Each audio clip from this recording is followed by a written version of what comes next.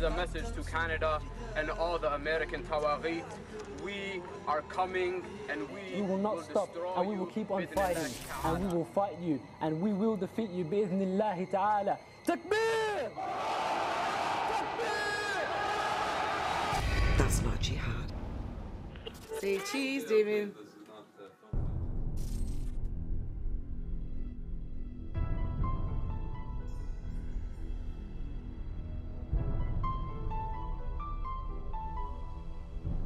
كان سماعين طيب من الصغر ديالو.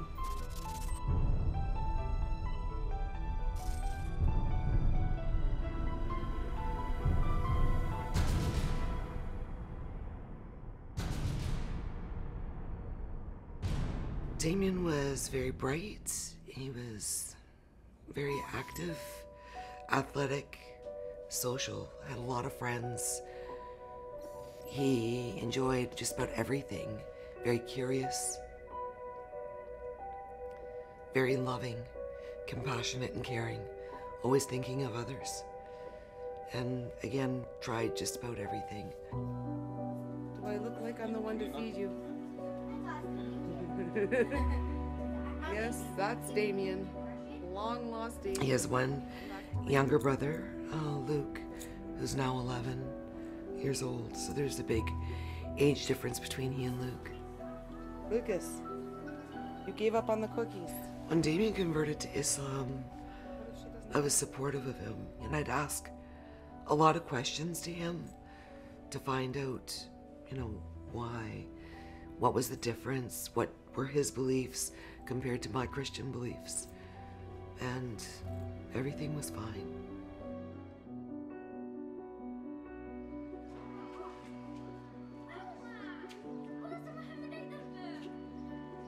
اسمعين ولدي كان الولد طيب بخير ما فيه حتى شي حاجه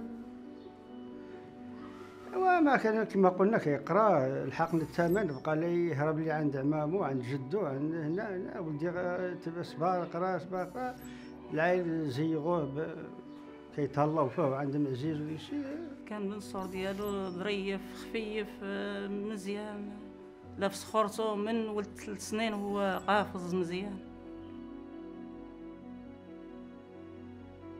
انا خويا اسماعيل يعني انا هو الاول والاخر خويا كاين خويا الثاني وعاد انايا الثالثه وجيت انا في وسطهم كان يعني ضاغط عليا ما تلبسيش هذه ما ديريش هذيك كنت كنقول يا ربي غير يمشي من حدايا. نهار اللي ساعه الخبر انه مشى لسوريا بقيت كنقول يا ربي غير يرجعني يعني الا بغيتي يدفني غير رجع خويا.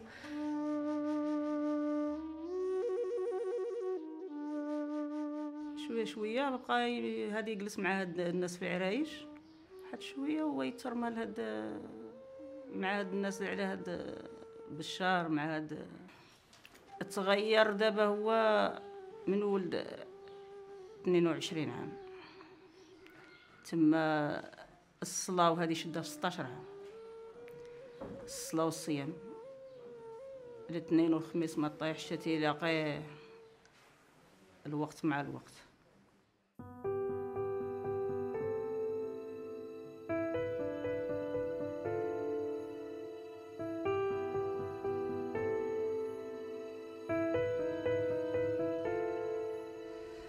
I know about Islam only because I've had to learn about it to understand. When Damien was first killed, or before he was killed, when he was first in Syria, I started to hate Islam. And I started to hate anybody who looked like they were part of it. I was so angry and so hurt. And I was so scared for my boy and wanted him to come home. And I didn't know where to put that anger and that hate. And I started channeling it in the only place I knew how. But it got to the point where I couldn't stand to look at myself in the mirror. I didn't like that hate in me. So I had to start learning and realizing that I had to get rid of that somehow. And that was the only way to do, was to educate myself and to start picking up reading, talking to people, and realizing that, okay, I can't put it there now. I'm just angry that he made bad choices. He made bad choices about going to Syria.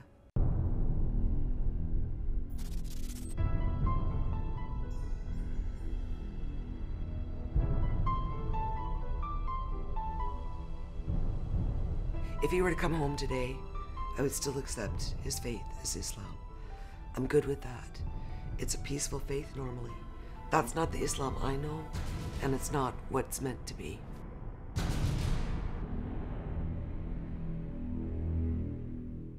نهار مشى لسوريا، يعني بغينا نحماقو، يعني شحال هو في سوريا مدة يعني 6 شهور هو في سوريا، وحنا كنتواصلوا معاه. يعني كل نهار كيدير لنا حنا يعني صافي راه عرفنا خويا راه مشى. يعني ديك الساعات باش مسكنا الخبر انه مشى لسوريا عرفنا راه مات، راه شي نهار غيجينا الخبر انه مات. حتى نهار اللي جا الراجل عيط لبا وقال لنا با راه صافي خوكم مات. اصلا ما يمشي لهاد سوريا وحنا ما عارفينش واخا الولد في الدار ما هذه ما عارفينش، حيت ديما يجلس في البيت ديالو داكشي وما يقولناش، حيت عارفين انا تنبكي عليه وتنخاف عليه وداكشي ما تيقول لي والو. هي هذيك جا العرس د عمو، مشيت انا للعرس د عمو، هذيك الحلوه ديال عمو عندي، قلت له ولدي هاك دي شويه الحلوه معاك للجامع. هو قال لي الا كانت عاد ديالك ديري لي منها. درت له ما عرف ديك الشكيلات خلطتهم له، قال لي كي نوعتيهم ليا الله ينوحهم لك في الاخير، نطلب ربي عظامك يكونوا في الجنه. ويبوس لي يدي ويبوس لي راسي، ودخلني الشك في هذيك البوسان اللي يد الراس، حيت ما تيديرش هكاك بزاف. واخا هو معايا من هذه ما يجي من الجامع يطيح لي راسي، دابا ولا تيخرج ويدخل وعاد مشى بحاله مره. هذاك الوجه اللي شفت ولدي.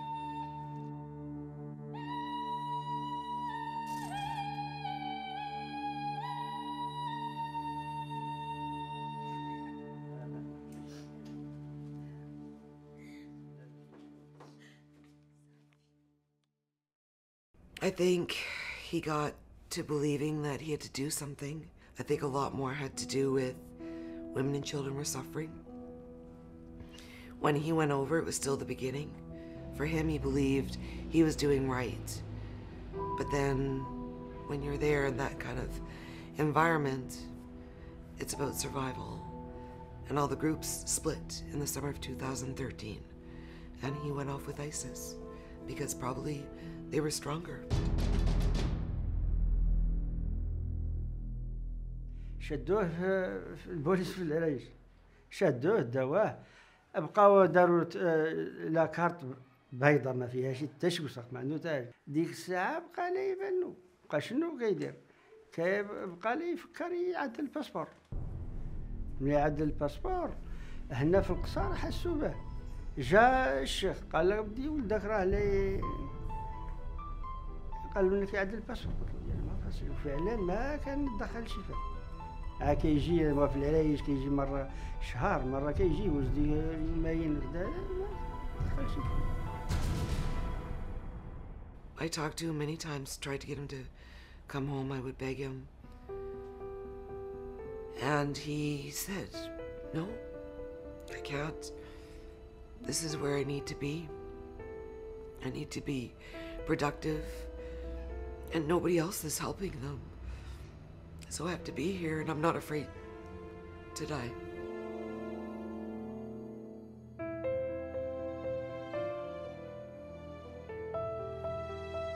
That's not jihad. Jihad, I know, is when you're struggling with your own personal, internal battles.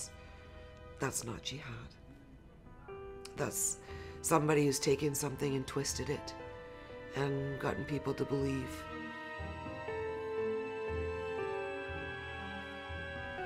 He never saw it as jihad, or he wouldn't talk about it on a bigger level. He would say it was personal. It was between him and God, and that's it.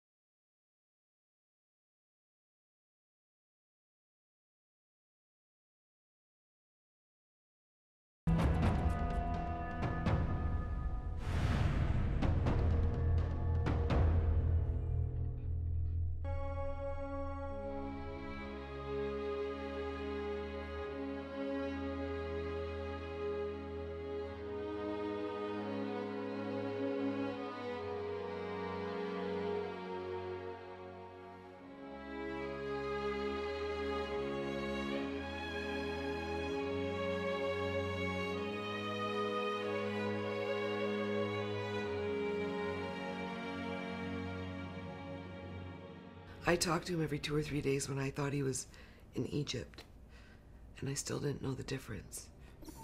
The last phone conversation I had at that point was on December 23rd, 2012, and then it seemed like he just disappeared. And I started expressing my concern, and next thing you know, our secret intelligence service showed up on our doorstep on January 23rd, 2013. And they came in, and they didn't say anything at first, but just started showing us pictures, saying, do you know this guy? Do you know that guy? And asking lots of questions. And I said to them, I don't know why you're asking. He's in Egypt. He left in November. They said, yeah, we thought so, but we don't think he's in Egypt. And we're worried that he's probably flown into Turkey to a training camp and then crossed over the border.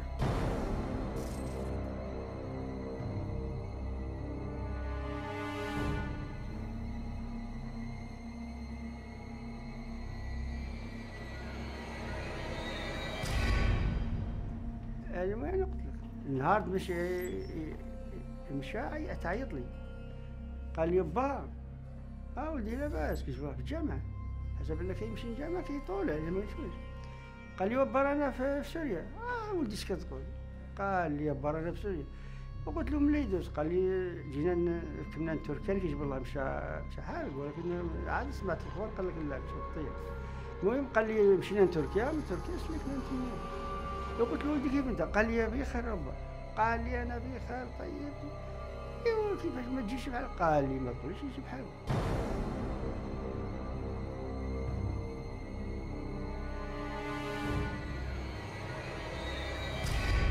When I got the phone call that they said the Twitter tweet had gone out with his eulogy, I didn't dare say anything until I knew for sure. I was afraid it could be a mistake. And I was supposed to be going to a psychologist appointment that morning with Luke, because Luke knew that his brother was there and was struggling at coping with it already. And so I'd made this appointment for the psychologist that I'd been working with already. And that's where we were headed, which was a good thing. And so when we got there, the psychologist was happy about, good to meet you. And I went, no, I've got to talk to you first. And explained to him what was going on.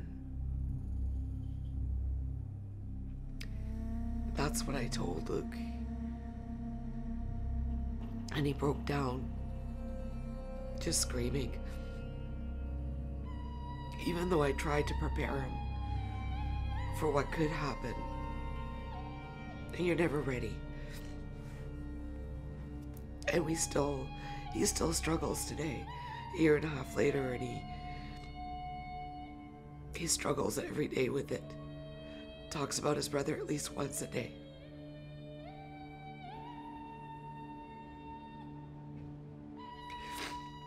Every once in a while, he'll ask me, he'll say, maybe it's not true. Maybe he still will come home.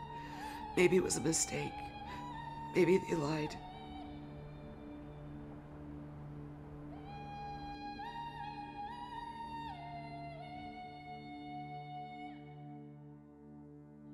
دخلت صليت الظهر كان رمضان انا صليت الظهر وهو مشى بحالو للجامع ولا جبر معايا واحد جارتي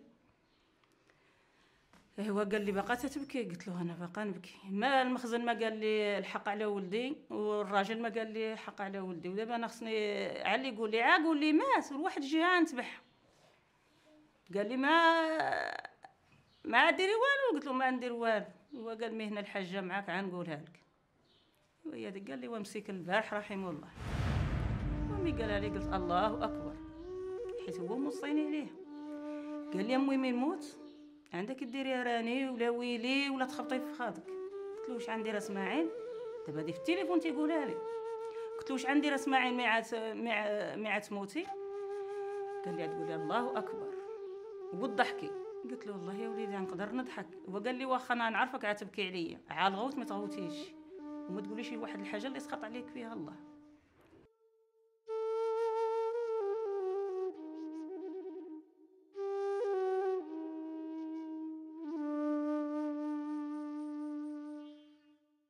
For me, the biggest thing is when something like this happens, you have a lot of questions that you'll never have answers to. And instead of curling up in a ball and laying in bed and just not getting out of it, I had to do something to change a negative situation into something positive. I had to give his life meaning. I couldn't deal with just him dying and that's it. And plus with Luke, looking at him growing up in this world, I need to change it so that it's not the same when he grows up, and so he doesn't follow the same path. تنقول له الله يرضي عليك وتنطلب الله يوفقه وتكون عنده هاد الشهادة مقبولة. تنطلب الله تكون عند ولدي الشهادة مقبولة. ولدي ما صهدش بيك ورانا ولدي عيط نبكي عليك تعورت ورا ما بقات لي ولدي الحبيب لا صحة لا شي حاجة وليت عام معصبة وليت عام مريضة ما بقى فيا حتى شي حاجة.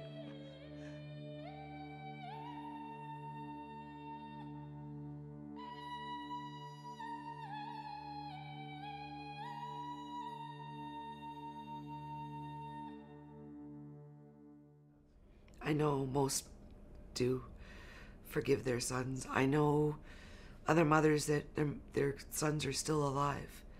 Their daughters are still alive, and they're there. They still love them, still want them to come home, still beg every day for them to come back to them, are waiting with open arms for the day that they do, and are willing to accept them without judgment.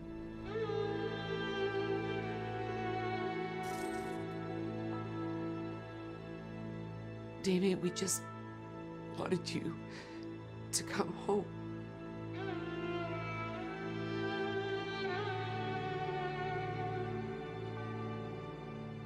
Anywhere that we can get the voice out with the education program we started, try to educate as many people as we can. And if we get to the kids really young and develop those critical thinking skills through their heart, so it's meant to hit them in their heart.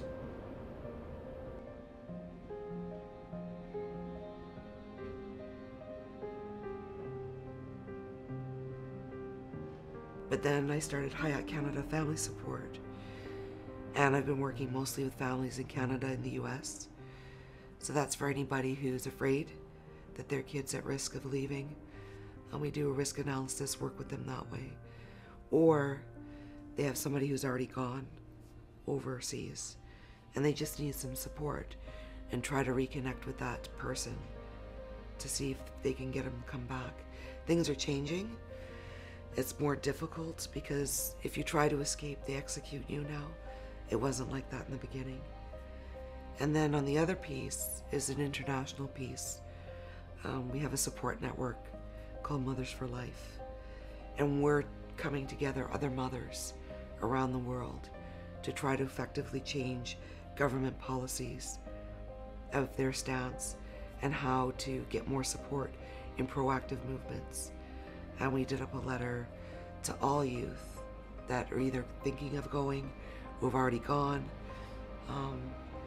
to present them what Quran really says about leaving your mother. You're not supposed to, and heaven lies at the foot of the mother, and you can't go on your jihad without blessings from your parents. And so we're using everything to show them what it's really saying, because if they're going to believe in that, in their faith, then by doing this and traveling, they're going against Islam.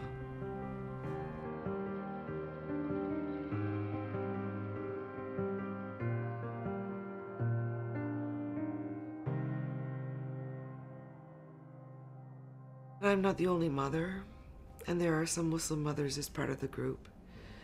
And most important, it's from a mother's heart. It's about a mother's love.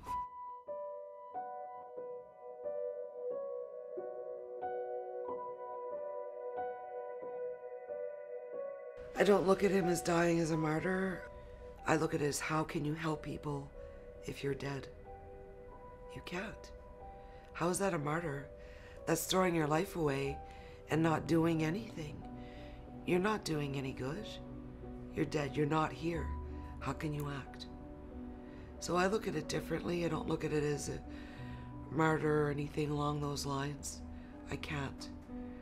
I look at it as you made a bad choice and now you can't help anybody.